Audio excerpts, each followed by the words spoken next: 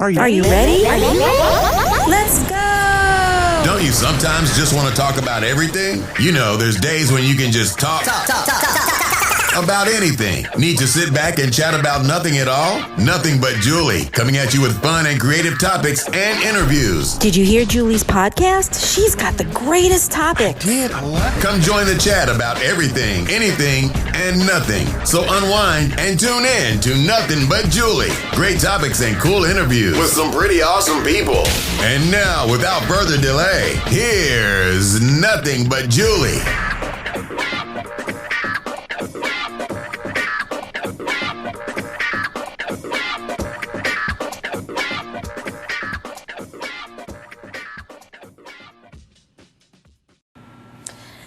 Hi, everyone. Thank you so much for joining me. I am Julie Schrager, host of Nothing But Julie, your weekly podcast host. Happy Hump Day. Happy Wednesday. And happy Christmas Eve. And happy almost Merry Christmas for those of you who celebrate. I've always been curious about how some people react to certain things. I think that a lot of us have felt a lot better knowing that everyone is in the same situation as we are with reference to COVID and quarantine and safety procedures, you know, those who actually decide to adhere to them. But what happens when you get news that might not be the best news? I have a health scare going on right now with myself, to which I will not be getting results for a little over a week. And I got the news on Monday. So I'm definitely, you know, it kind of stinks having to wait. And so due to the holidays, you know, it's prolonged news. But how do you handle shocking news that shocks you to your core, whether it pertains to yourself or, let's say, a loved one or an extremely close dear friend? I don't think that you know how you're going to handle it until it actually happens.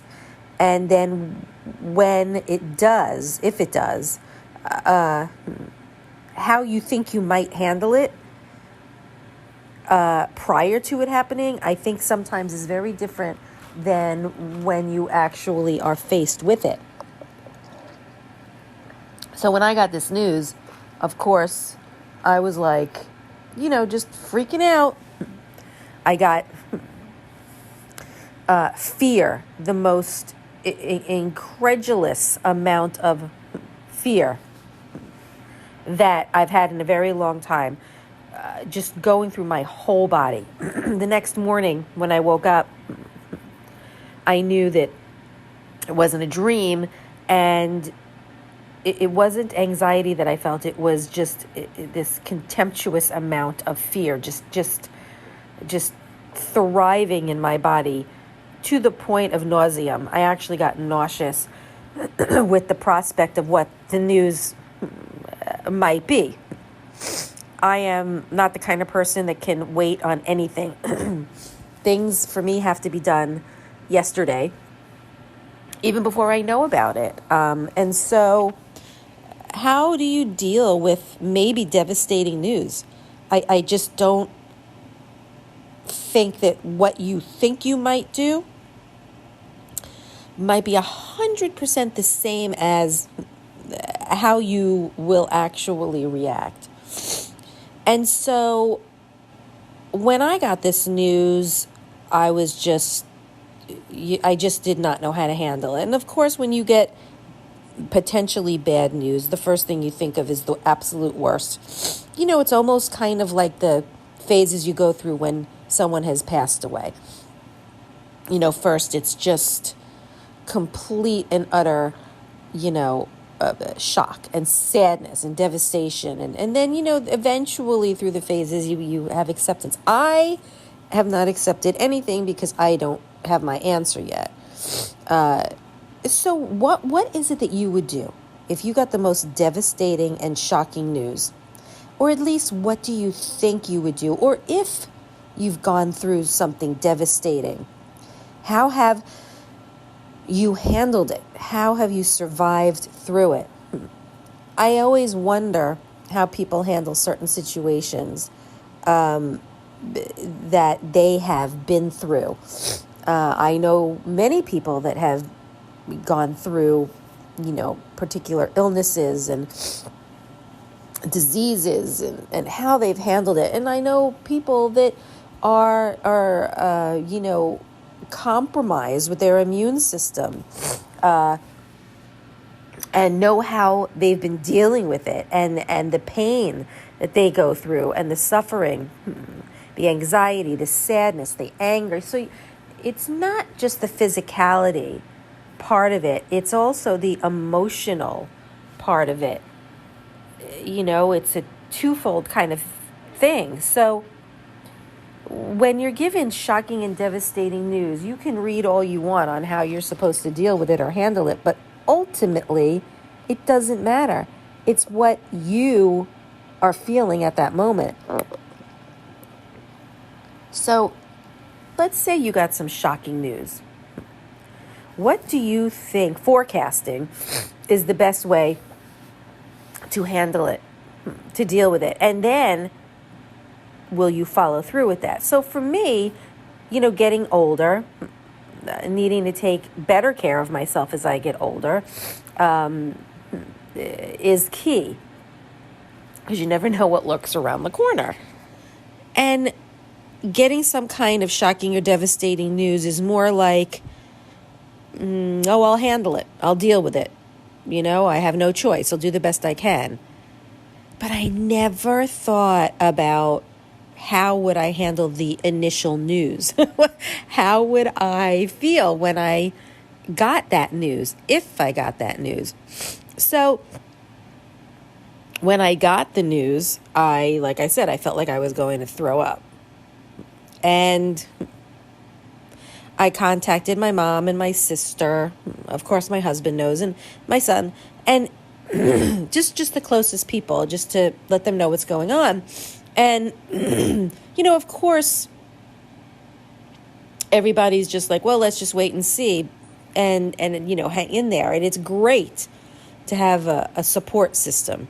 However, it doesn't 100% help. It helps, but it doesn't help to the point to where it's going to help me sleep at night. I called my doctor because it felt a little more positive about everything being okay. So I even contacted him to hear him say it to me again and ask why he thinks this way. Just to kind of help me get over this hump. So it's interesting that when I hung up with him, I did feel much better. And I came to the realization that everything that I have told my son growing up and spoken to friends about when I give advice, I have to try and adhere to that advice. And let me tell you something, and I know that you've done this. It's so much easier to give than to receive advice. It is so much easier to tell someone something versus when you're going through it and then hear those same words. So what I might be telling someone is, look, worrying about it is futile, because regardless, you're going to find out whether it's good or bad. And if it's good news, then why worry for almost 2 weeks? Why put yourself through that?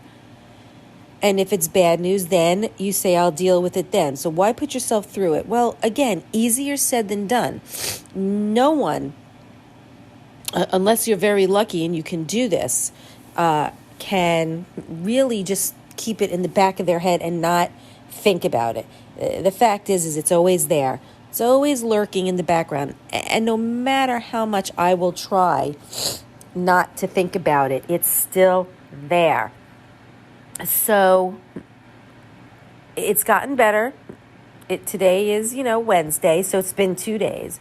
I have gone through the cycles of, how to handle it.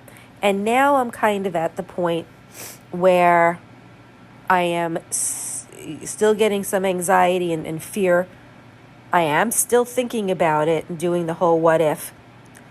But the obsessing, constant thinking every minute is subsiding. So that's kind of where I am right now. And I think that when it comes to news like this, the best thing to do is to handle it in your own way. But if you do have a support system, then the best thing you can do is reach out to them. If you don't have a support system, then you can go online, and there's tons of forums and support groups that can help you. But what I do not recommend is going online and looking up information about your condition. And let me tell you what. So I did, because, duh, of course I'm going to. And I was like, okay, don't go overboard. I went overboard. But when I do research now, I only go to reliable websites. I will not just go to, WebMD or whatever I can find and just click on it. I will actually go onto reliable websites or websites that have studies that will give me a more appropriate answer. But even still, I'm still reading about the worst possible thing that can happen. And that not only might not be me, but what I might have might not be what it's thought to be. So it's okay to take a quick look and see what it is that the doctor's talking about. But whatever you do, stop. Don't put yourself in the position where you're still looking and making yourself crazy until you get the news. And when you get the news, even then, if you're going to look things up, sure. But perhaps the best thing to do is to go to real people that have been through it. Like I said, online groups and forums. Because of COVID, it's very difficult to go out and go to certain groups. And not every, illness out there has, places to meet. Going online and finding groups is definitely better. But it's still not great, because you can meet people that have been through the worst, but it doesn't mean that's going to happen to you. So what would you tell somebody that you love, a family member, a wife, a husband, a child, a mother, father, sister, brother?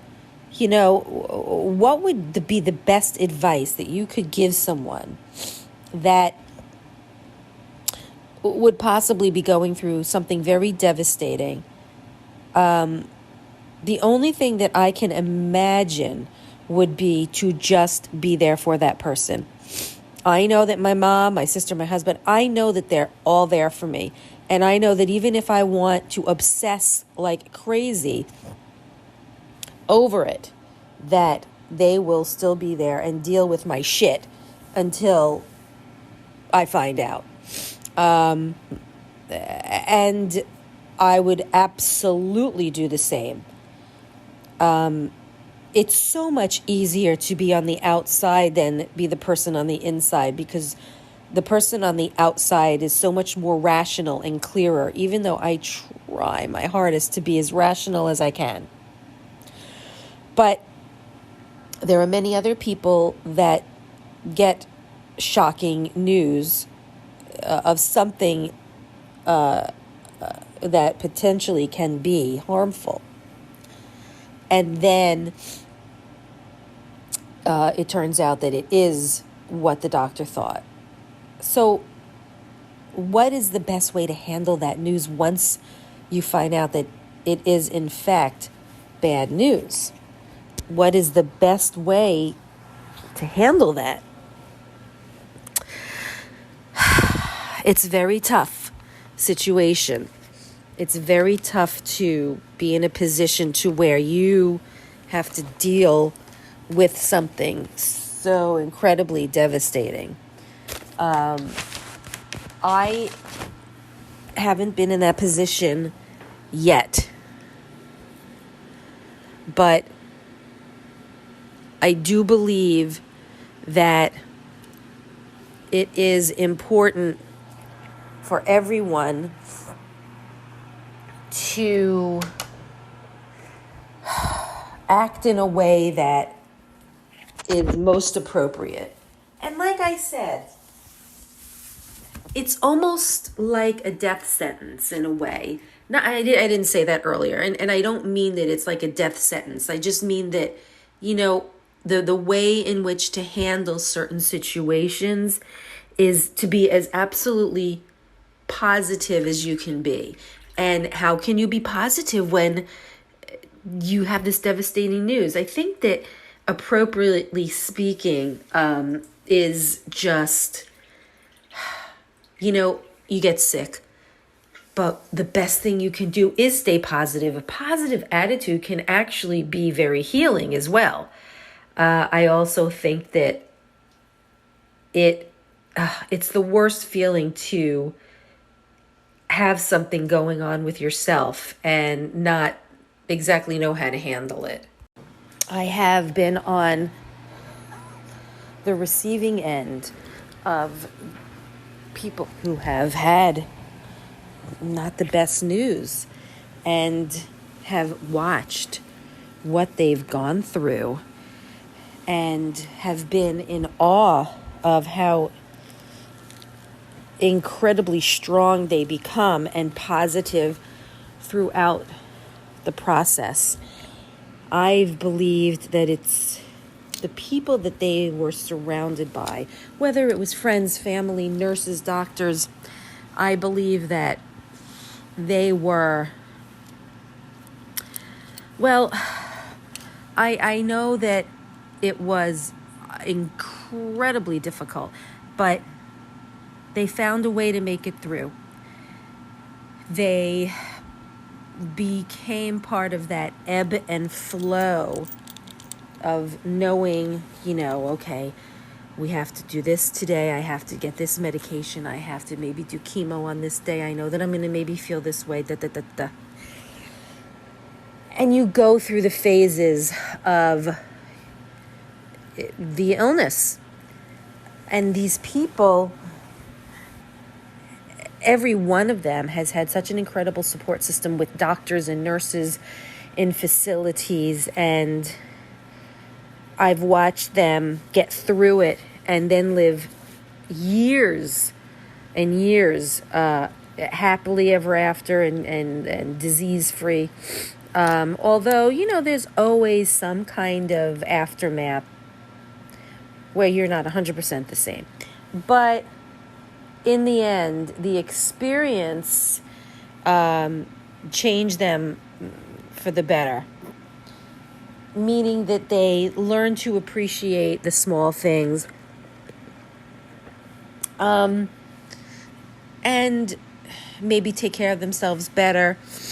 And be able to give back to those who might be going through something.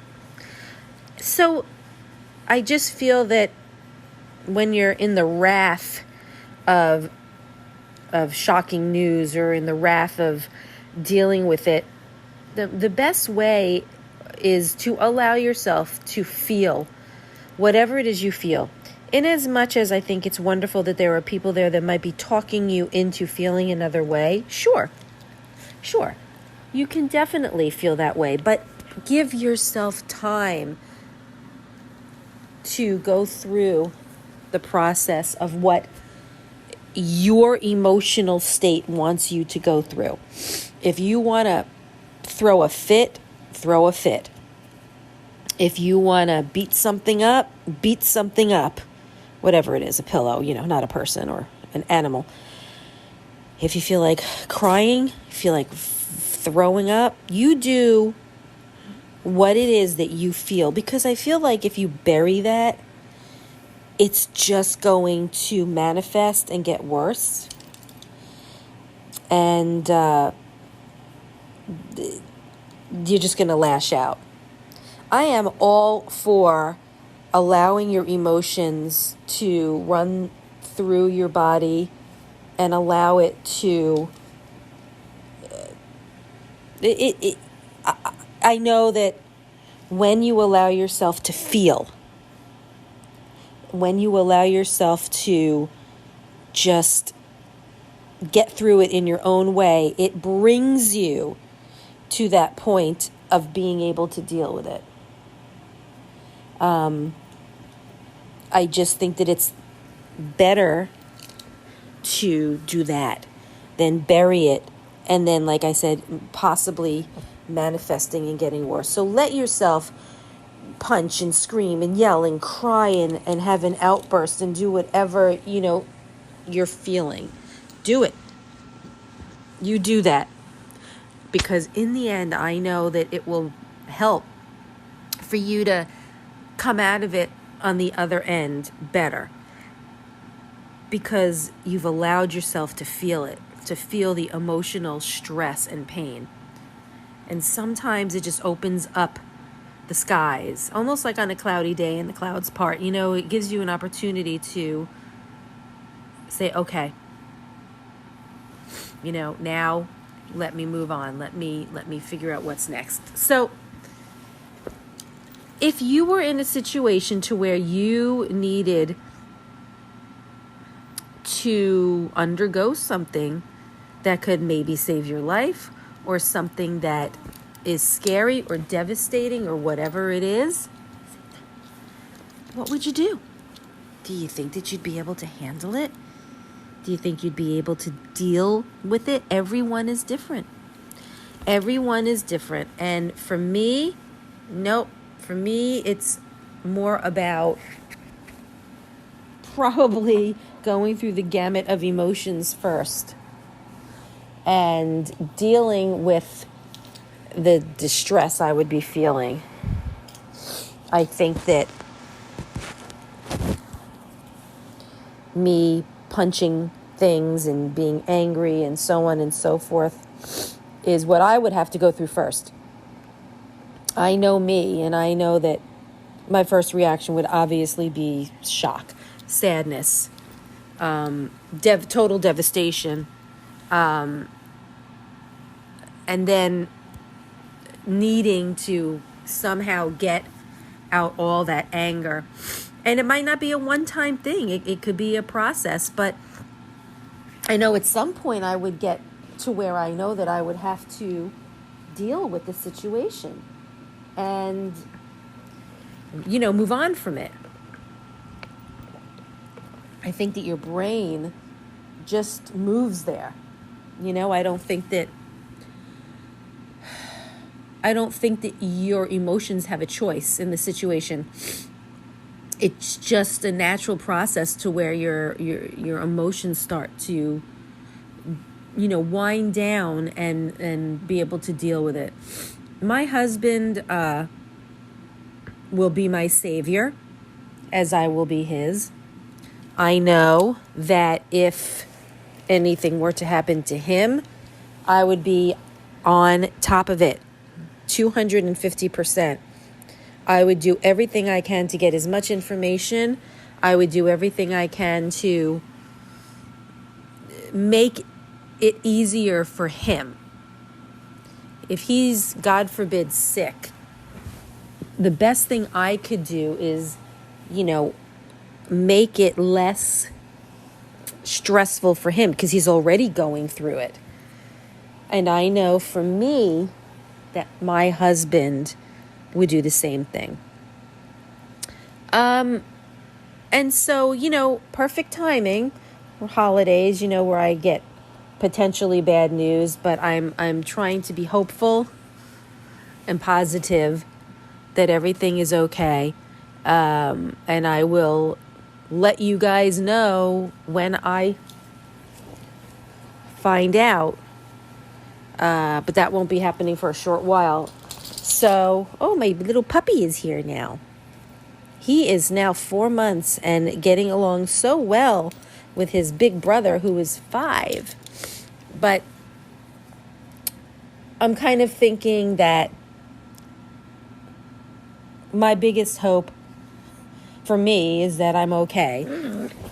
My biggest hope is that I will persevere, but I also know that it has changed me to have a scare like this is enough for me to say, all right, I need to make some changes, or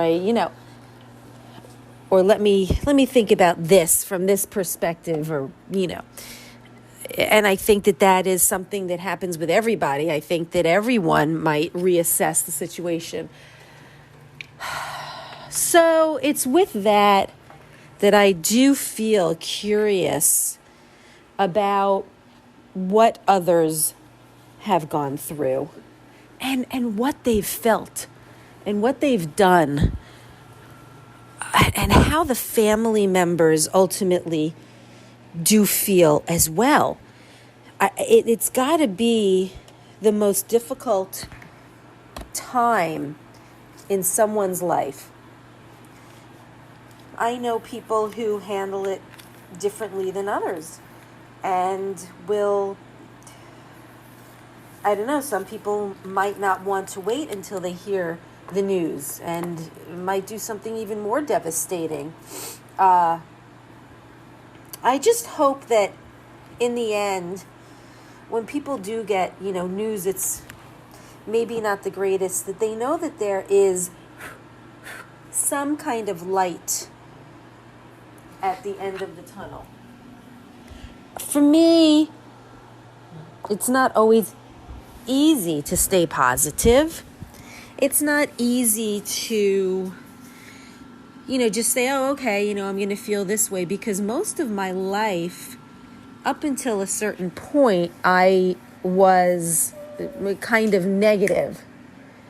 And the reason why I was negative was because I always was preparing for the absolute worst instead of just being 100% positive. I felt like, no. I'm going to be negative. I'm going to think this way so that I am totally prepared. But you know what it did to me in the end? In the end, it actually made things worse. It made me prepared for something that might have ultimately turned out to be okay. And the whole entire time, I was devastated, I was upset, I was sad, I was angry. I went through everything that I didn't really need to go through. So what did it wind up, doing for me in the end? It wound up making things actually worse for me. And I remember saying to myself, oh, I wish that I hadn't made myself so crazy or so upset. And here I am, trying very hard to work myself through it and stay positive. And I am finding just how incredibly difficult it is to stay focused and to stay positive as much as I want to. It is not easy to do that. It is not easy because I don't feel like I have it in me to be that way. But I am trying my best to, I'm not working as much as I did. I have more time on my hands, so that means more time to think. I try very hard to stay busy and focused, but there's only so much busy I can be, So even if I do have downtime, what can I do to, maybe help myself to not be just like so enthralled in feeling negative? Well, I guess the best thing I can do is to just keep on trekking. Like I said, having in the back of my head that this could be bad news. And if it is, we'll deal with it at the time. But what is the point in allowing myself to, be angry, sad, negative, and all that other stuff? It's definitely hard, people. It is definitely hard to not think about it and to stay positive. And I don't know, how many people can really do that. It's so hard for me, because my mind keeps going to the what if. But I'm trying. And I think that I am going to allow myself to still feel those feelings, but not, to the extreme. Sorry about the background noise. I had to feed my dogs. So not to the extreme. I'm not going to take away my feelings. I'm not going to stop myself from feeling what I want to feel. But I'm also not going to allow myself to blow it out of proportion. Give myself a limited amount of time to really think about it and try to just hang on to whatever amount of sanity I have right now. So it's with that I decided to do this podcast today. I decided that there's got to be other people out there who are experiencing what I'm experiencing. I don't really think that this podcast is going to help many of you. I think maybe it helped me, but I think that it's also an opportunity to talk about it in a way to where that I'm going through something. You're not alone if you're going through something. We're all in this together, whatever it might be, whether it's an illness or something simple or some kind of a change in your life. We're all in it together. You're not going through something on your own. There's always someone out there that is experiencing something as well. So keep your fingers crossed for me that everything turns out okay. Next Wednesday, I'm not going to know. I don't go in until the following Thursday to get results. So it won't be, until the following Wednesday that I let you all know what's going on. So keep your prayers tight for me, and I will speak with you soon.